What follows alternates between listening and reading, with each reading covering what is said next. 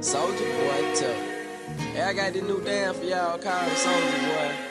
You just gotta punch, then crank back 3 times from left to right. Soldier Boy up in it. Why me crank it? Why me roll? Why me crank that Soldier Boy? That Superman now why me you?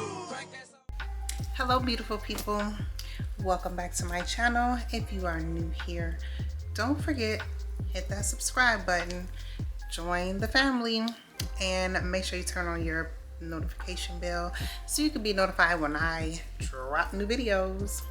So as you can see in the title, we are going to talk about surgery.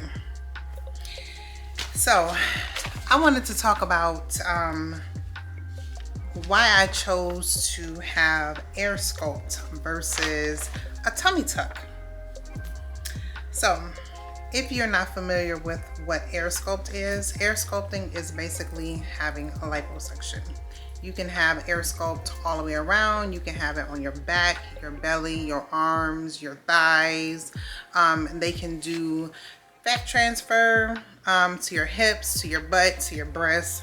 So it's basically the same thing. They just have different terminology for it. Flex sculpt, Air Sculpt, Sonobello, all those different names for it, but it's all liposuction. I had Air Sculpt done in 2020, and then I had it done again in 2021. So I am 3 years now post-op from having my surgery. So why did I feel like I needed to have Air Sculpt done in the first place?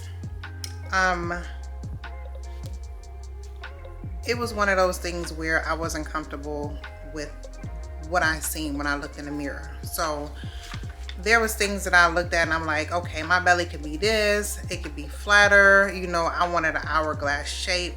I was shaped just like SpongeBob, straight up and down. I had no type of figure in my eyes. Some people would say, oh, you have a nice shape, you know. It wasn't doing it for me. I didn't like it, so I wanted to try to fix it. So when I heard about Air Sculpt, I'm like, oh yeah, I'm in.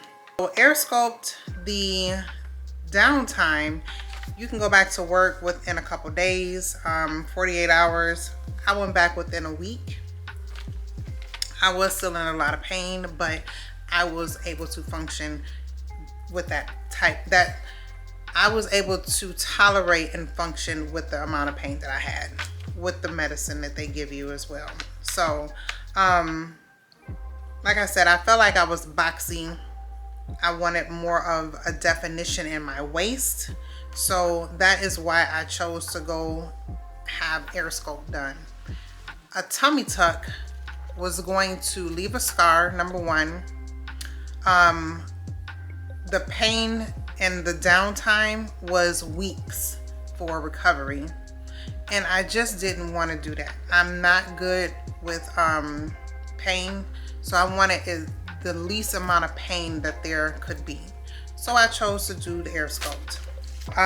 People will tell you, oh, you can just work out, you can do this. You don't get the same results as someone going in and actually sculpting out the fat the way you want it to be. Working out, yeah, you're going to work out, but you're going to tone and you're going to gain muscle in areas that you really don't want, either muscle or you don't want fat. One or the other. It's not going to give you the same look. I don't care what nobody say. You can dispute with me that you can get the same type of body by working out versus going under the knife or going under the cannula, but no, you're not going to get it. Show me, prove me wrong.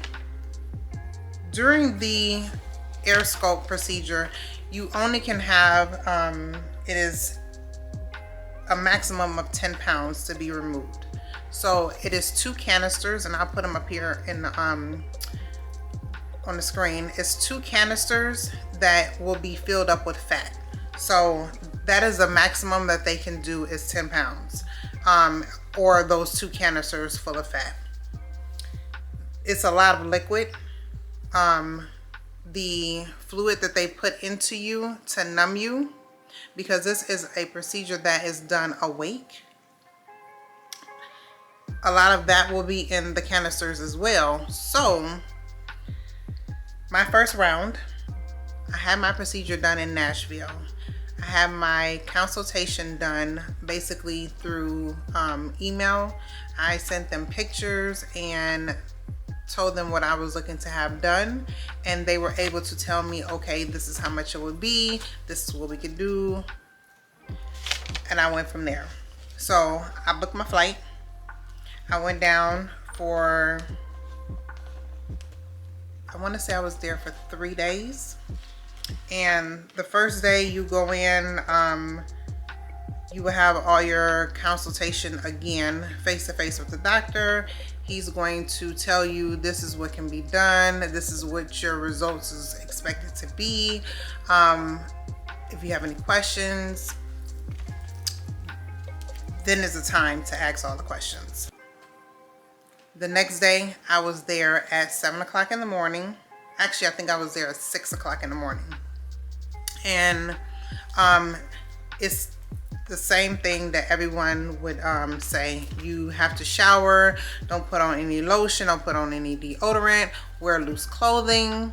This is, again, a procedure that is done awake. They will give you a cocktail of pills. I believe it's like Xanax and antibiotics and something else, but it basically will relax you. But I personally went to sleep probably pretty much the whole round 1 procedure to be done. They woke me up to put my faja on. So the procedure was done within a couple hours. I was put into my faja with all my stuffing and everything. They have like the pads in there, and I was told to walk around, basically to try to walk off the high that you're on. So you don't want to just go and sit, because that's when the pain starts setting in. So I walked around the mall for probably about an hour or so, and then I walked back to the hotel. We did a follow-up visit the next day, caught our flight home. So I will put a picture up here as to what I had on. I think I just have a video because I did not vlog when I had my procedures done. So I can show you kind of what I had on. I just had on a flowy kind of short dress, and they again put my faja on underneath. So moving forward, again, the reason why I did not want to have the tummy tuck was because of the scar. When the doctor told me that I was still going to have like kind of a hump, like a little bit, my belly will not be completely flat, I was okay with that, long as it's going to be flatter than what it was. He said that he can try to give me a little bit more definition, more of an hourglass shape, and he was successful at doing that. Going forward 1 year, my results changed. So I noticed that it seemed like I was either gaining weight back where I'm not supposed to gain weight, or my stomach seemed like it was getting bigger. I had been working out, my stomach seemed like it was still getting bigger. So I did go back for round 2 because it was covered under the first procedure's payments, because he did not take out the maximum amount of fat that he was able to take out. My canisters were not full, and the amount of fat that could have been taken out was not taken out. So I was able to have a round 2 with no charge. That being said, the level of pain elevated. So because I had a lot of scar tissue from round 1, they had to go back in and break through that scar tissue. My pain was probably almost doubled, but again, I was able to tolerate it while I was on the table because I had almost the same amount of medication to calm me while they put the anesthesia into my stomach to do the liposuction. I did not go to sleep the second round, but I felt a lot of tugging and pulling with the cannula because of the scar tissue. So